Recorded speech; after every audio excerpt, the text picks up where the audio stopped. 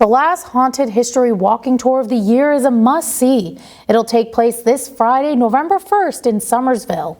Sherri Brake shares folklore, Appalachian history, and paranormal stories, from Mothman to Braxton County Green Monster, as she leads you through the streets, then steps into the cemetery.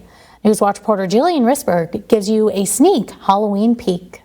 Halloween's a fascinating time because this is the night that the veil's thin between the worlds.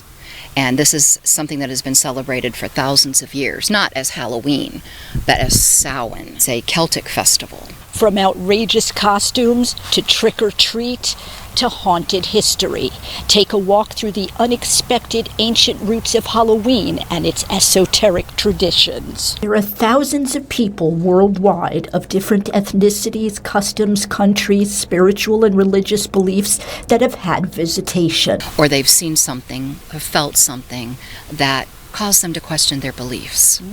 So when you have thousands of people like that having experiences, you can't discredit that. Some of these people are so afraid to come forward with what has happened to them because they don't want anybody to think that they're crazy. Sherri Brake says her ghost tours connect families, elicit proposals, even marriages. There's a genuine curiosity. Doing this in a group setting provides a sense of safety and comfort, and many return time and again. I want to see proof. Right. And I know people that come on the tour are like that as well.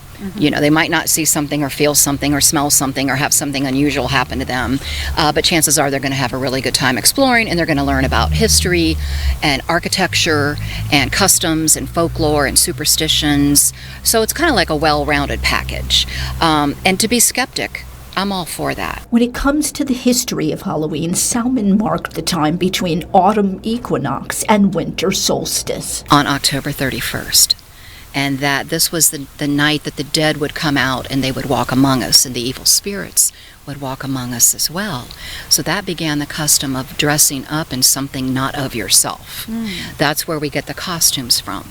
Because if you hid behind a mask, then the devil and the evil spirits wouldn't be able to find you. Back in the old days, they would hand out what they called soul cakes. Earth energy, spirit energy. According to Sherri, if you follow the law of thermodynamics, where energy never goes completely away, it just changes shape or form. There's intrigue in what lies beyond, whether you want to call it the supernatural. I don't like to call it the occult or anything, but just curious, what happens after we die? Do we become an orb? Are we a mist? Do we just lie in the ground until Judgment Day? It just depends on what religion you are. There's that fascination, there's that excitement about maybe something happened. Most of the times nothing does, but when it does, oh boy. In Summersville, Sherri Brake reporting for Newswatch.